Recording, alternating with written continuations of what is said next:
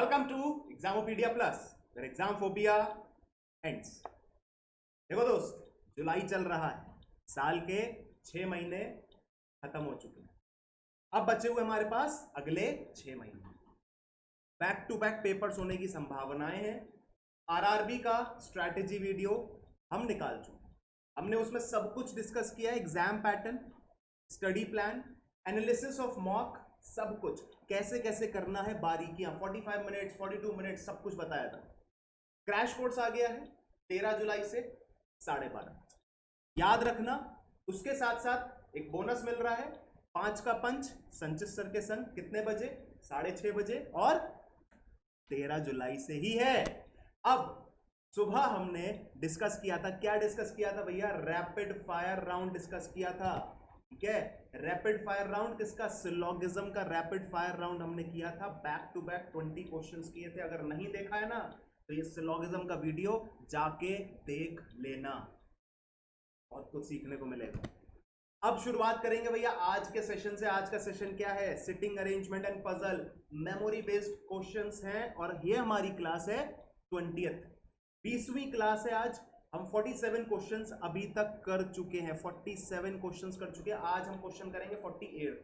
मेरे से एक सवाल पूछा गया था कल, सर मेमोरी बेस्ड क्वेश्चंस क्या होते हैं? तो मेमोरी बेस्ड क्वेश्चंस वो होते हैं, ये नहीं कि मैंने याद करके, मतलब मेमोरी बेस्ड क्या कि लास्ट ईयर के जो क्वेश्चंस आए गए हैं एग्जाम में, उनके क्वेश्चंस के बेसिस पे एक मेमोरी बेस्ड क्वेश्चंस बनाए जाते हैं। क्योंकि वो क्वेश्चन पेपर तो लीक नहीं होता है ना। आपके बैंक में ये बहुत अच्छी खासियत है कि वहां का question paper as it is नहीं ला सकते। आप पेपर देने जाइए, आपको जितना याद रहेगा क्वेश्चन पेपर में से, वो आप उसके बेसिस पे क्वेश्चन पेपर बना सकते हो। तो that is called memory based paper. ठीक है, तो मेमोरी बेस्ड क्वेश्चंस है, मतलब कि ये लास्ट ईयर के कहीं ना कहीं इन पैटर्न्स पे क्वेश्चंस देखे गए थे हमारे एग्जाम में, उसी बेसिस पे यहां पे हमने क्वेश्चंस रखे। बात क्लियर है? और ये सारे के सारे क्वेश्चंस आपके फोर्थ कमिंग एग्जाम्स के लिए बहुत इंपॉर्टेंट है। पहला क्वेश्चन एक बहुत ही छोटा सा क्वेश्चन लेके आया हूं, आगे जाके बहुत बड़े बड़े क्वेश्चन है। आज देखो दोस्त, आज क्वेश्चंस मैं बता दे रहा हूं, आज 4 क्वेश्चन लेके आया हूं। पहली बात। दूसरी बात, सर्कुलर अरेंजमेंट के 2 क्वेश्चन है, लीनियर का 1 क्वेश्चन है, और एक है फ्लोर बेस्ड का। फ्लोर बेस्ड वाला भी आपने देखा, इसके बाद सर्कुलर वाले, लीनियर वाले, फिर सर्कुलर वाले। तो बहुत ही खतरनाक क्वेश्चन है। 4 क्वेश्चन लेके आया हूं। पहला क्वेश्चन सामने है, 3 मिनट का टाइमर शुरू कर दिया है, चालू हो जाए जल्दी, फास्ट।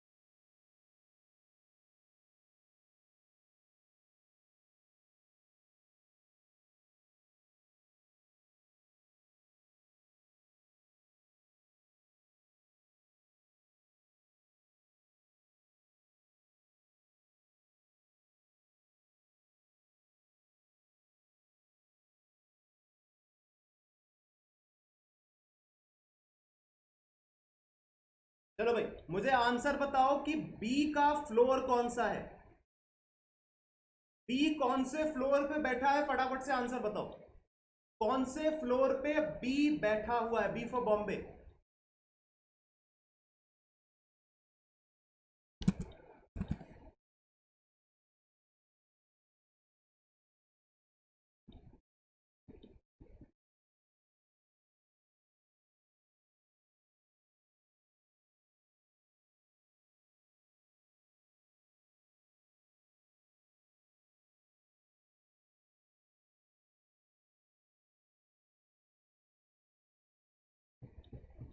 बी कौन से फ्लोर पे बैठा है, जल्दी बताओ, सब लोग का आंसर आना चाहिए यार। दोस्त गलत हो तब भी कोई दिक्कत नहीं है, बताओ तो, पार्टिसिपेट तो करो। आप जंग में पार्टिसिपेट ही नहीं करोगे, रेस में पार्टिसिपेट नहीं करोगे तो जीतोगे कैसे दोस्त। जीतना हारना तो बात की बात है, पहले पार्टिसिपेशन जरूरी है। अगर बी का फ्लोर थर्ड आ रहा है तब सही है, वरना गड़बड़ है, कोई बात नहीं। अगर सही है तो बहुत अच्छी बात, गलत है तो सीखो कैसे करना है। दूसरी बात, अगर सही है तो अप्रोच देखो कि कैसे अप्रोच करना था। क्या आपने जो अप्रोच लगाई और जो मैंने अप्रोच बताई वो सेम है। अप्रोच बिना देखे मत जाना। हमारे पास 7 लोग हैं जो अलग अलग फ्लोर पे रह रहे हैं एक बिल्डिंग में, तो 7 6 5 4 3 2 1। फिर लिखा है only 1% sit between C and D, तो सी एक छोड़ के डी है। Only 2% live between D and E, तो डी दो छोड़ के ई है। अब दोस्त देखो यहां पे डी और ई में ऐसा नहीं है कि ई नीचे ही होगा, हो सकता है ई ऊपर हो। सी और डी में भी ऐसा नहीं है कि डी नीचे ही होगा, हो सकता है डी ऊपर हो। हमने सिर्फ लिख लिया है, ठीक है। अगर ये चीज फिक्स होती तो मैं क्या कर देता, इस पे टिक लगा देता। अगर ये फिक्स नहीं है इसलिए मैंने टिक नहीं लगाया, ये मेरे नोटेशंस है। अब लिखा है D lives on an odd number floor, तो डी या तो 7th नंबर पे आएगा या 5th नंबर पे या 3rd नंबर पे या फिर 1st नंबर पे, तो हमने ऐसे बना लिया। फिर क्या लिखा है, only 2% live between G and F, तो जी और एफ में कितने लोग हैं, सिर्फ 2 लोग हैं। फिर लिखा है B lives one of the floor below A, A के नीचे किसी एक फ्लोर पे रहता है बी, तुरंत नीचे रहता है या नहीं पता नहीं। फिर लिखा है more than 3% live between G and A, तो जी और +3 है और ए, तो जी और ए में 3 से ज्यादा का गैप है। फिर लिखा है only 2% live between C and F, तो सी और 2% है एफ। ऐसे हमने बना लेना है। अब इसका सोल्यूशन देखिए कैसे करें। तो देखो कोई भी कंफर्म फाइनल इंफॉर्मेशन नहीं दिखाई दे रही है, लेकिन मुझे थोड़ा बहुत दिखाई दे रहा है क्या, कि अगर मैं इन दोनों कंडीशंस को देखूं तो मुझे एक चीज पता चलेगी, क्या, कि G से F में 2 लोग हैं और F से C में 2 लोग हैं। तो कहीं ना कहीं कुछ ऐसा हो सकता है कि G 2 छोड़ के F और 2 छोड़ के C, या फिर C 2 छोड़ के F और 2 छोड़ के G। हो सकता है या नहीं, तो बस इसी चीज को उठा लो। आपने क्या करना है, एक बार G को यहां रखना है, 2 छोड़ के F रखना है और 2 छोड़ के C रखना है। फिर एक बार C को यहां रख देना है, F को यहां रख देना है और यहां पे रख देना है G को, ठीक है। आपने दोनों कंडीशंस को मिक्स करके यहां पे सेट किया। अब आपका पूरा बेस तैयार है, आपने फटाफट से सारी चीजों को कर लेना और आपका आंसर चुटकियों में हो जाएगा। हमें वो चीज उठानी बहुत जरूरी है जो चीज से हमारा सोल्यूशन इजी हो जाए। अब देखो जी और ए में 4 लोग, 3 से ज्यादा का गैप है, मैं कहूंगा 4 लोगों का गैप लेके शुरू कर दो। तो 2 और 2 4 यहां पे रखो ए को, और 2 और 2 4 यहां रखो ए को। अब मेरे पास क्या क्या चीजें हैं, सी है ना, तो सी से एक छोड़ के डी है, तो सी एक छोड़ के डी यहां पे आ गया, सी एक छोड़ के डी यहां आ गया। डी 2 छोड़ के ई है, तो डी 2 छोड़ के ई यहां पे आ जाएगा और डी 2 छोड़ के ई यहां आ जाएगा। अब इसमें क्या बोला गया है, ए के नीचे है कहीं बी। इस वाले केस में देखो दोस्त, ए के ऊपर आ गया बी, तो ये कैंसिल हो जाएगा। हो जाएगा नहीं हो जाएगा, देखो ए के ऊपर आ गया बी, तो ये केस कैंसिल हो जाएगा, ठीक है। यहां पे देख लो ए के नीचे यहां बी आ गया, ये आपका एक फाइनल आंसर हो गया। बात समझ में आ गई। तो इसका हम फाइनल आंसर क्या समझें, जो हमारा अभी फाइनली लिखा हुआ है स्क्रीन पे, ये हमारा एक फाइनल आंसर इस क्वेश्चन का हो गया। कितना इजीली हमने कर लिया, बिना किसी प्रॉब्लम के बिना किसी परेशानी के हमने सिर्फ दो कंडीशंस को मिक्स करा और आंसर हमारे हाथ में था 7 6 5 4 3 2 1। बी की जो पोजीशन है, फ्लोर है, वो है 3rd नंबर। बात क्लियर हो गई? क्वेश्चन आसान था, समझ में आ गया। अगला क्वेश्चन देखो, ये है थोड़ा सा अच्छे लेवल का, आसान है, सिर्फ दिखने में लेंथी है, पीओ लेवल का है। अगर मैं बात करूं ये पीओ लेवल का है, पीओ में आ सकता है, आईबीपीएस में भी, आरआरबी में भी, और एसबीआई और आरबीआई में भी, कहीं पे भी ये क्वेश्चन आ सकता है। पीओ लेवल का क्वेश्चन है। टाइमर स्टार्ट कर रहा हूं, जल्दी चालू हो।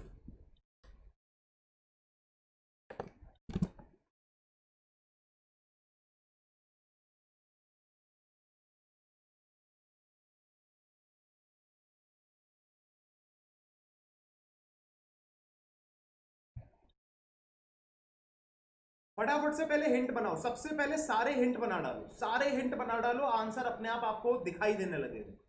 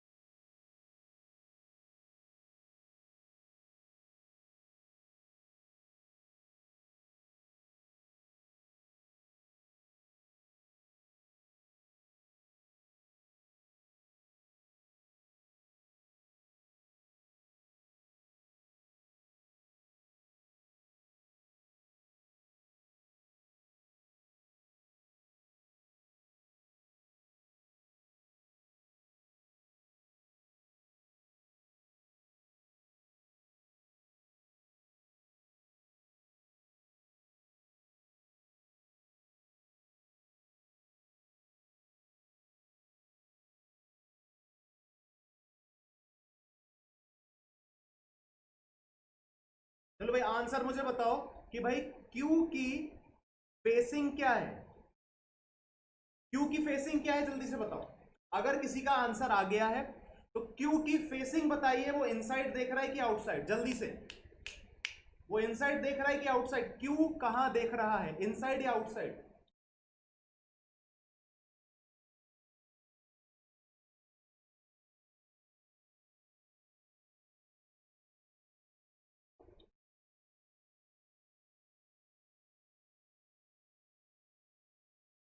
क्यू की फेसिंग बताओ दोस्त, क्यू किधर देख रहा है, इनसाइड या outside?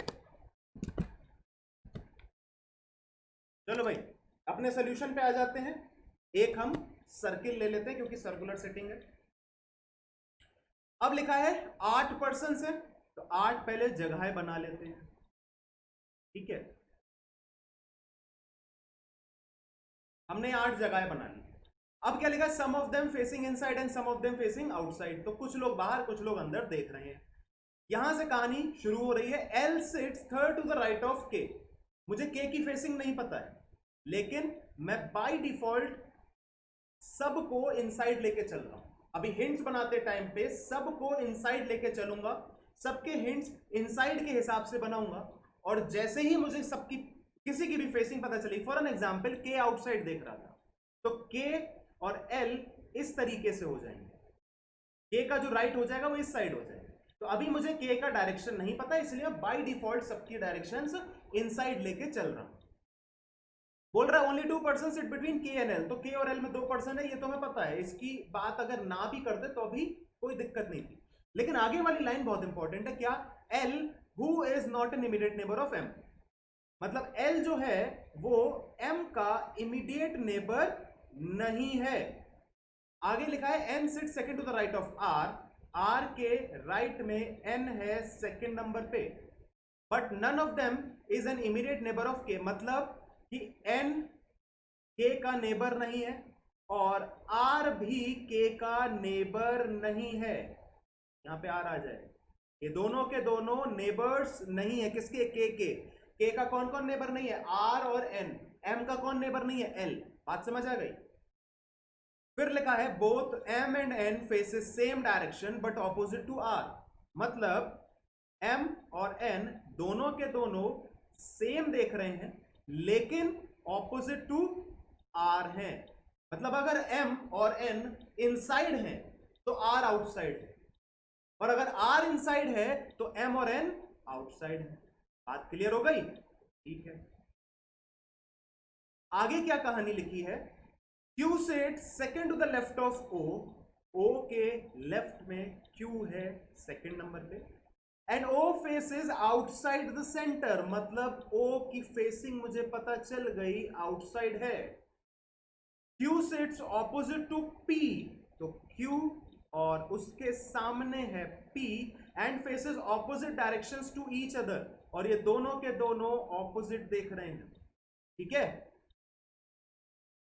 Q faces the same direction as R, तो Q और R सेम देख रहे हैं। K sits second to the left of M, M के लेफ्ट में K है सेकंड नंबर पे।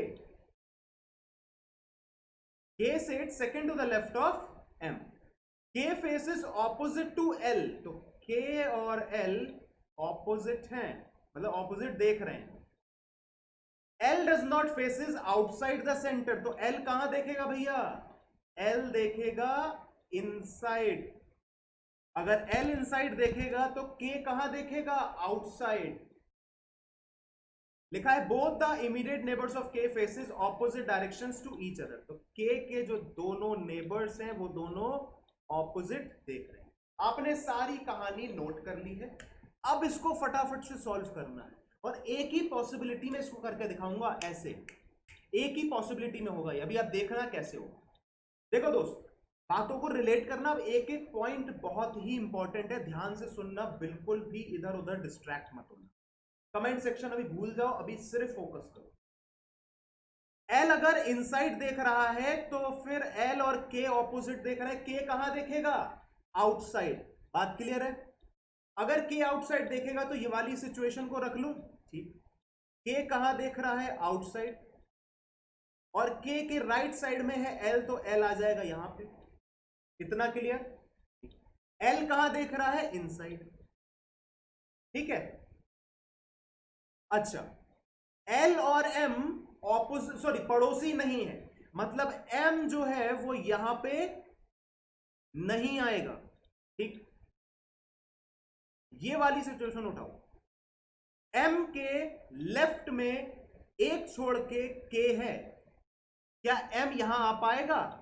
नहीं, एक छोड़ के यहां एम नहीं आएगा, तो कहां एम आएगा? एम की पोजीशन फिक्स हो गई, एम यहां, और एम के लेफ्ट में है के, तो ये डायरेक्शन क्या है? लेफ्ट, तो ये इनसाइड होगा।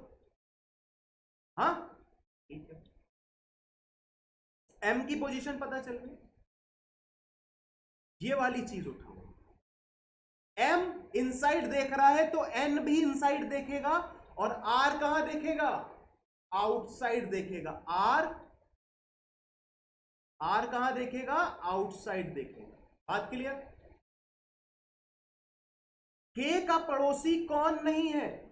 एन और आर के का पड़ोसी नहीं है, और यहां पे हमारे पास कंडीशन लिखी थी कि आर के राइट साइड में एक छोड़ के एन है, तो वो आर और एन यहीं पे आ पाएंगे, और कहीं आ पाएंगे क्या?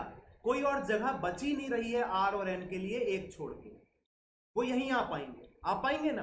अब कौन किधर है वो हमें डिसाइड करना है।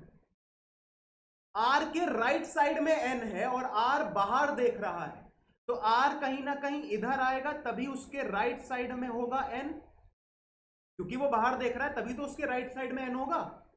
और एन कहां देख रहा है दोस्त, वो इनसाइड देख रहा है। क्यों? क्योंकि एम और एन सेम देख रहे हैं, हमें यहां पे बताया गया था। ठीक, यहां से आर और एन हटा देते हैं। अब ये वाली कंडीशन उठाओ, Q और O में एक का गैप है और Q P के सामने है, तो Q और P अगर आमने सामने है तो वो Q और P या Q और P ऐसे ही हो पाएंगे, यही तो हो पाएंगे ना, Q और P आमने सामने। मतलब मेरी फाइनल पोजीशन O के लिए ये बची, बची या नहीं, आया ना।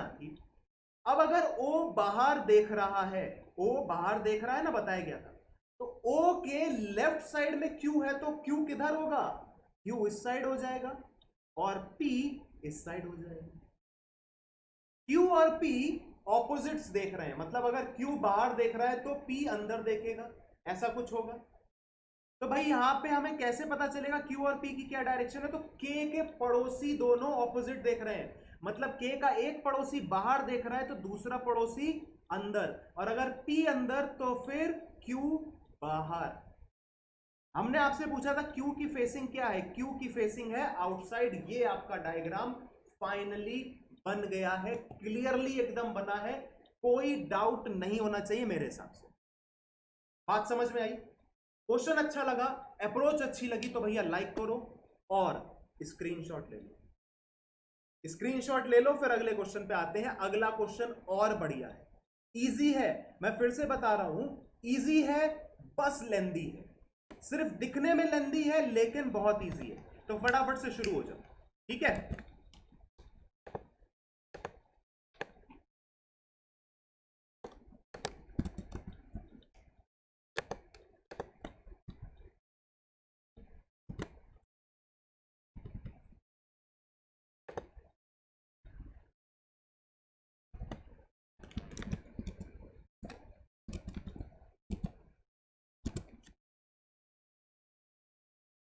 हमारी हाफ सेंचुरी कंप्लीट हो गई भैया, 50th क्वेश्चन है ये, 50वां क्वेश्चन, जल्दी से करो फटाफट।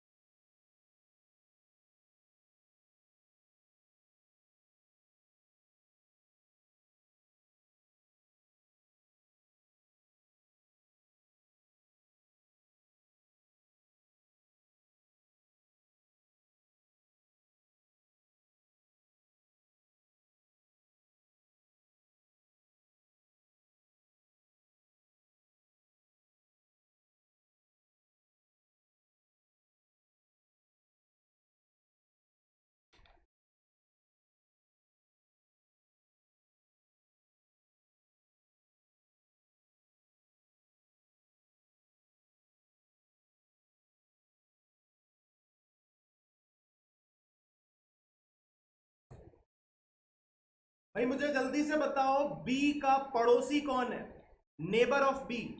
बी का पड़ोसी कौन है, जल्दी से बताओ कितने पड़ोसी है, पहले तो ये बताओ तो कौन कौन पड़ोसी है, कितने भी पड़ोसी, दो होंगे या तो एक होगा, तो कौन है बी का पड़ोसी, जल्दी से बताओ फटाफट।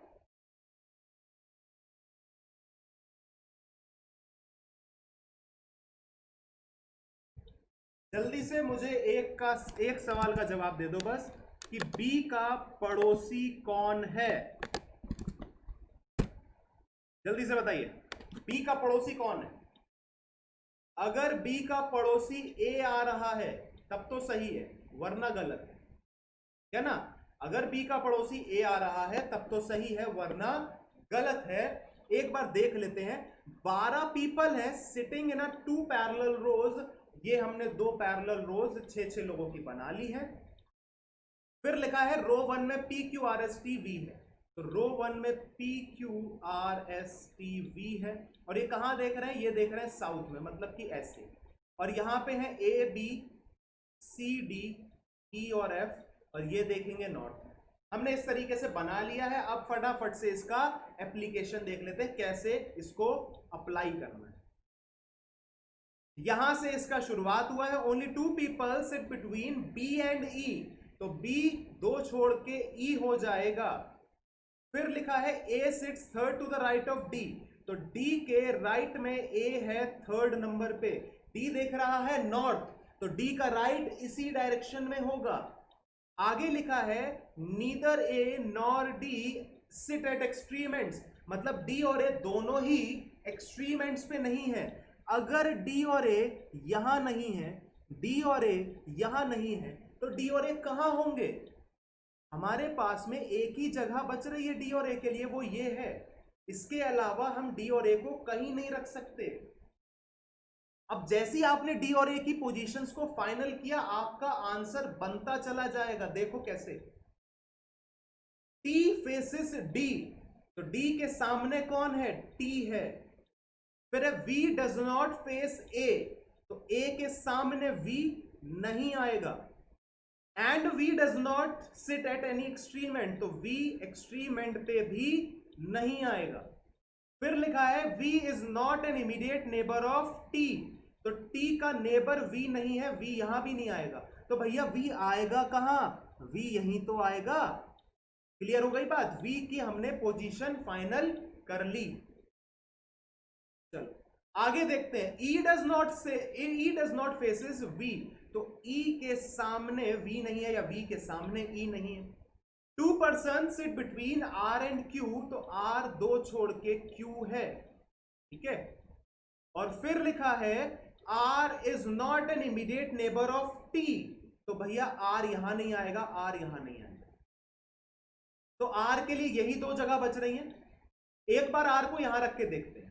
आर 2 छोड़ के क्यू है, तो एक आर यहां पे आ गया, 2 छोड़ के क्यू यहां पे आ नहीं पाएगा, इसीलिए फाइनल क्या हुआ, आर यहां पे क्यू यहां पे, ठीक है। फिर क्या लिखा है, सी डज नॉट फेसेस वी, तो वी के सामने सी नहीं होगा। P is not an immediate neighbour of R, तो P जो है वो यहां नहीं आएगा, R का पड़ोसी P नहीं है, तो P यहां आ जाएगा। बचा हुआ क्या है, P Q R S, S यहां पे आ जाएगा। फिर लिखा है B is at one of the extreme ends, तो B या तो यहां होगा या फिर यहां होगा, ठीक है। अब देख लेते हैं B को कहां रखा जाए। एक बार B को यहां रखो, और B और E में 2 का गैप है, तो 1 2 E को यहां रखो। क्या E यहां पे आएगा, मना किया गया ना, E V के सामने नहीं है, तो B भी यहां पे नहीं आएगा। B यहां फाइनल हुआ, E यहां फाइनल हुआ, C यहां नहीं आएगा, तो C यहां आ गया, और F यहां पे आ जाएगा। बात क्लियर हो गई। आपने बहुत ही इजीली इसका आंसर निकाल लिया। क्या हमने कंडीशंस लिखी, नहीं, ये बनता चला गया, अपने आप बनाता चला गया, हमें हमारा आंसर अपने आप हमसे करवाता चला गया सारा काम, और बन गया। चुटकियों में आंसर आ गया। था अच्छा क्वेश्चन, बढ़िया क्वेश्चन, मजेदार क्वेश्चन, सीखने को मिला। अगला क्वेश्चन देखो, ये है पजल का क्वेश्चन। अभी तक तो हम सिटिंग कर रहे थे। सिटिंग क्या क्यों थी वो सिटिंग, क्योंकि उसमें कोई एडिशनल वेरिएबल नहीं ऐड था। यहां पे हमने एक एडिशनल वेरिएबल को ऐड किया है, और वो वेरिएबल क्या है, वो वेरिएबल है नंबर्स। हमने एडिशनल नंबर्स को ऐड कर दिया है। फटाफट से एक बार इसको ट्राई करो, मैं टाइमर फिर से शुरू कर दूंगा, ठीक है?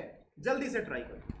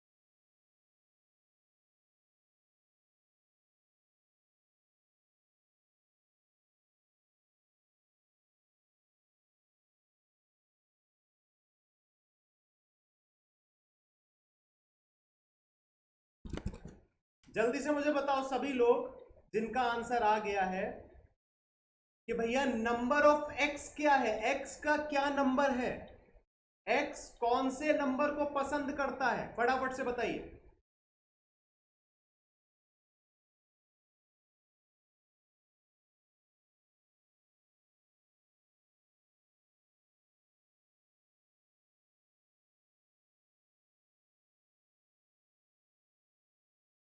एक्स कौन से नंबर को पसंद करता है, बढ़िया तरीके से बता दो भैया, जल्दी जल्दी जल्दी बता दो सभी लोग। एक्स अगर 7 आ रहा है तब तो सही है, वरना गड़बड़। एक बार देख लेते हैं कैसे सही है या कैसे गड़बड़। हमने दो पॉसिबिलिटी ले ली है, क्वेश्चन थोड़ा सा बड़ा है, स्पेस थोड़ी सी कम है। हम एक बार चीजों को थोड़ा सा नोट कर ले रहे हैं और फिर क्या करेंगे, क्वेश्चन को थोड़ा सा छोटा कर लेंगे। हमने सारे नंबर्स लिख लिए हैं और सभी लोग इनसाइड फेस कर रहे हैं, बस हमारा यही था एक जो मेजर पार्ट था। अब थोड़ा सा क्वेश्चन को कर देते हैं छोटा, ठीक है दोस्त? मुझे बस थोड़ा सा समय दो, क्वेश्चन को छोटा कर दिया जा रहा है।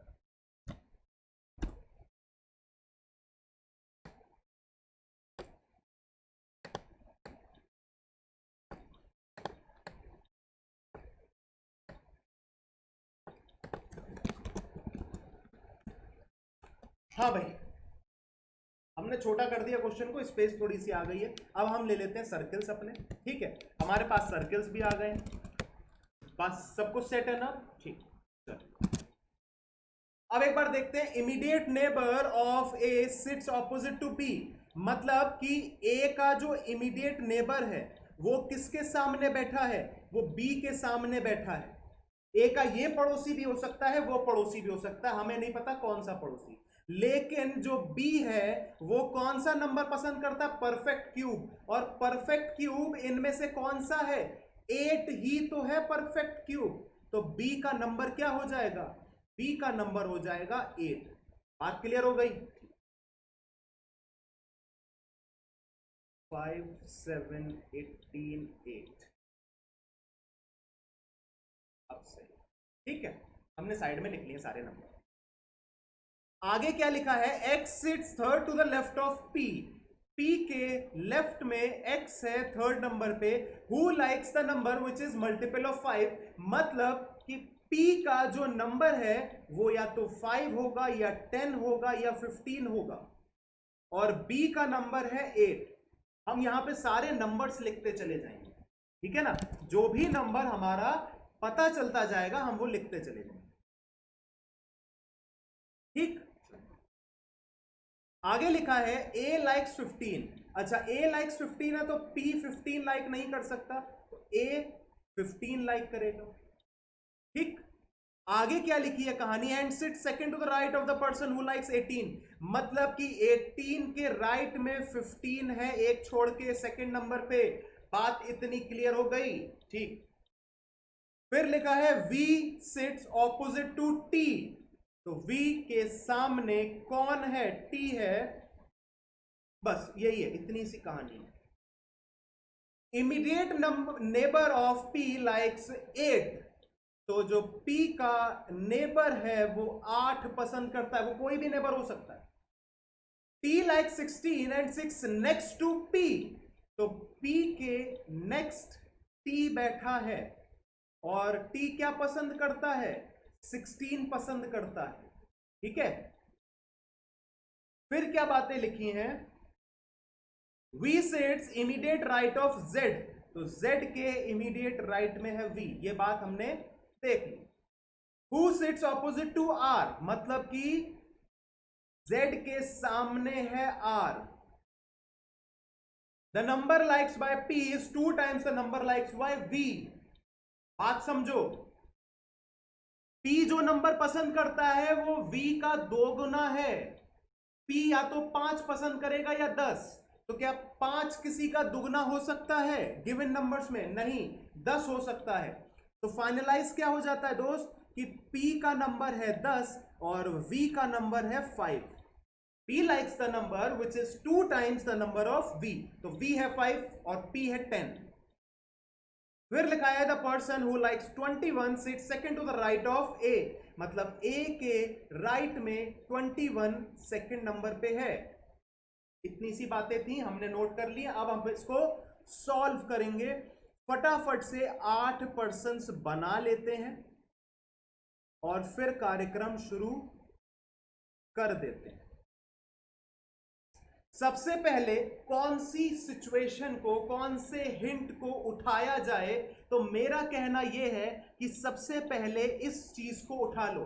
क्यों? क्योंकि मेरे पास ए से रिलेटेड काफी जानकारी है, ए से रिलेटेड काफी इंफॉर्मेशन है, इसीलिए एक बार ए का नेबर ये सामने बी, और बी के जो बी का नंबर है वो 8 है और ए का जो नंबर है वो 15 है।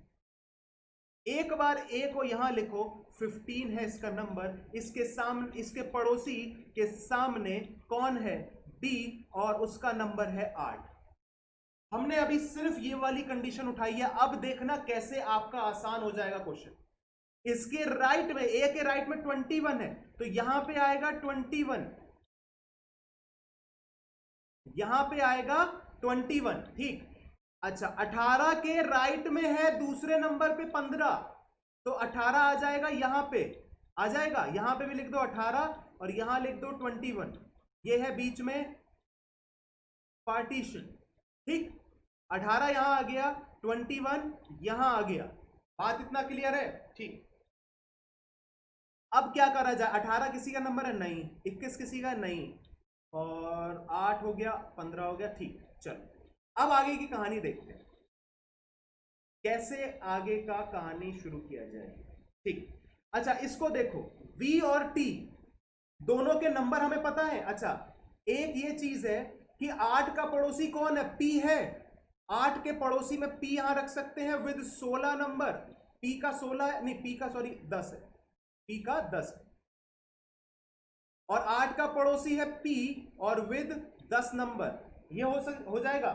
अच्छा P के पड़ोसी में T है और T का नंबर है 16, तो T यहां पे आएगा विद 16, T यहां आ जाएगा विद 16। ठीक, और T के सामने क्या है, V, तो V यहां आ जाएगा। V का नंबर क्या है, 5। बात क्लियर? ठीक, अच्छा जो जो इंफॉर्मेशन हो गई है उसको हटा दिया जाए, थोड़ा सा क्लियरिटी मिल जाएगी हमें अपने आंसर को देखने के लिए। ये जितनी भी इंफॉर्मेशन हमने यूज कर ली है उन सबको हटा दिया जाए। ठीक है, अच्छा ये वाली ये इंफॉर्मेशन यूज, अब हमारे पास सिर्फ 2 इंफॉर्मेशन बची है और इसको भी हम हटा दे रहे हैं। ठीक है, अब हमारे पास सिर्फ 2 इंफॉर्मेशन बची है, हम वो देख लेते हैं।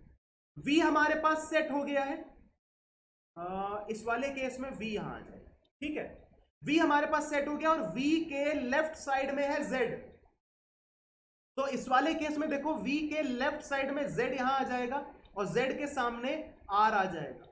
इस वाले केस में देखो V के सामने Z, सॉरी V के पड़ोस में लेफ्ट साइड में Z नहीं आ पाएगा, ये केस गलत गलत हो गया। ठीक है, R यहां पे, अच्छा R हो गया, T हो गया, P हो गया, B हो गया, X सॉरी Z हो गया, V हो गया, A हो गया। बचा है हमारे पास X और एक नंबर बचा है, वो क्या बचा है, 7। तो ये हमारा एक सही जवाब हो जाएगा इसका। अगर 7 आया था X का नंबर तो सही था, वरना गलत। क्या क्वेश्चन आसान था, बस थोड़ा सा लेंदी था, चीजों को ऑब्जर्व करके उन्हें मर्ज करने की देरी थी। हमने सब कुछ कर लिया, आंसर हमारा आ गया। अब एक इंपॉर्टेंट अनाउंसमेंट है, वो क्या है, हमने बात क्या करी थी कि भैया हम 50 प्लस पजल की सीरीज चलाएंगे। हमने आज 51 क्वेश्चन कंप्लीट कर लिए। अब इस सीरीज को यहीं पे हम करेंगे नमस्कार। ठीक है, ये सीरीज यहीं पे हो रही है एंड। हमारी पजल की सीरीज आज हो गई है एंड। हमने 20 लेक्चर किए हैं, 20 ताबड़तोड़ लेक्चर किए हैं पजल के। हर पजल के सीरीज में, हर पजल के सेशन में 2 3 4 ऐसे ही क्वेश्चंस थे, कहीं पे 3, कहीं पे 4 और कहीं पे 2। अब सवाल ये उठता है कि सर पजल तो एक इंपॉर्टेंट सेक्शन है, आप ही कहते हैं, तो पजल को बंद कैसे कर रहे हैं आप? तो दोस्त बंद नहीं कर रहा हूं, बंद नहीं कर रहा हूं, बस इस सेशन को होल्ड पे रखा है। 6 बजे आपका जो पजल का सीरीज है ये होल्ड पे जा रहा है। ठीक है, मतलब अब एंड हो गया, एक तरीके से एंड हो गया।